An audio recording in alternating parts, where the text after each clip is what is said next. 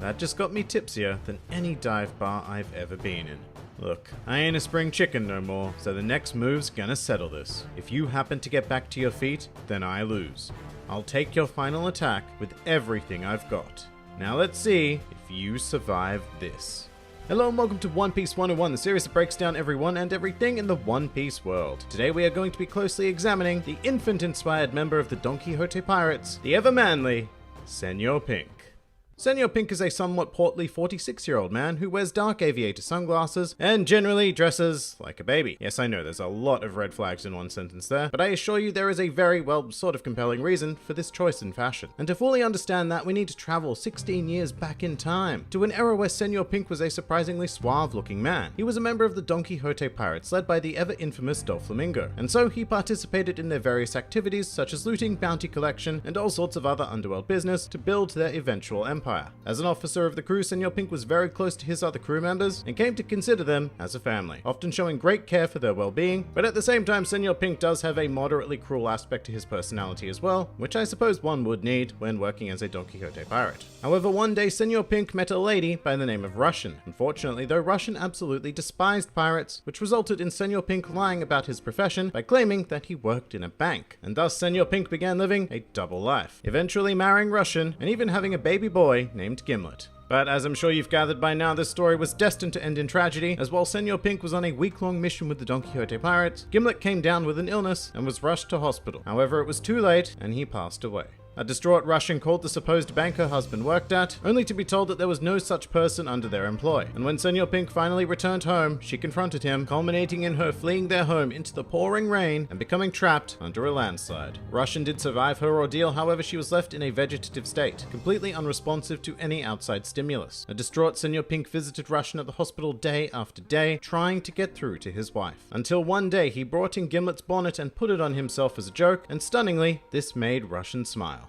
And from then on, Senor Pink traded his suave suit for his child's bonnet and other baby-related wear because it was the only thing able to make Russian smile. Something that proved far more valuable to him than expensive clothing or even his own reputation, because I should point out that Senor Pink didn't simply wear this while he was visiting Russian, but it actually became his daily attire, and he even performed his duties as a pirate in it. Several of his crewmates laughed at him, and a lot of people in general thought he was a pervert, but Senor Pink didn't care at all. And that was the first step towards developing his modern-day hard-boiled attitude.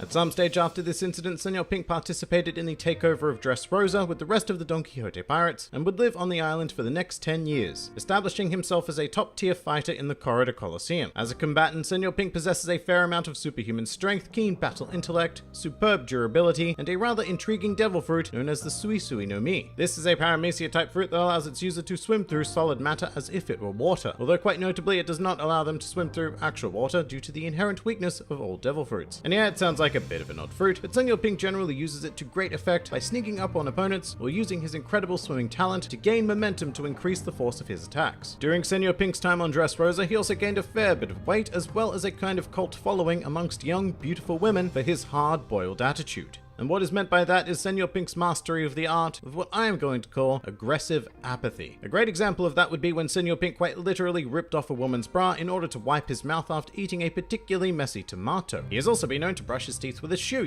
stuff like that that proves that he just doesn't give a damn, but in the most active manner. And none of this deters his female fanbase. In fact, this hard-boiled nature only makes them desire him more. Of course, as part of his hard-boiled lifestyle, Senor Pink also does not care for his admirers in the slightest, and constantly tells them that they should be looking for someone younger than him. The irony, of course, being that he tells them all this whilst dressing like an infant. With all of that said, Senor Pink is most certainly one of the kinder members of the Don Quixote Pirates, having shown a willingness to save those in need, and you know what? He even rescued a cat during his battle with Frankie, so he's a pretty damn nice guy. Speaking of, Senor Pink found a kindred spirit in the figure of Frankie, despite the two of them being enemies. The two of them seem to share a broad philosophy on what it is to be a man and how a manly battle should be conducted. These two figures would become engaged in combat after the Straw Hats commenced their operations on Dressrosa to take down Doflamingo. And while their quote-unquote battle had many unconventional aspects to it, eventually it boiled down to who could tank the most attacks. Essentially, Frankie stood still while Senor Pink performed a suplex on him, and then Senor Pink stood still as Frankie punched him in the face repeatedly. And this went on for quite some time. The battle ended with a bold challenge from Senor Pink, proposing that should Frankie survive his ultimate attack, known as Baby Buster, then he would concede the match. Frankie, of course, did survive, and elected to finish Senor Pink with Frankie Iron Boxing. During this beating, Senor Pink recalled his lost family and shed a tear upon his defeat, which Frankie respectfully wiped away. And shortly after, following the defeat of Doflamingo, Senor Pink was arrested along with the majority of the Don Quixote pirates.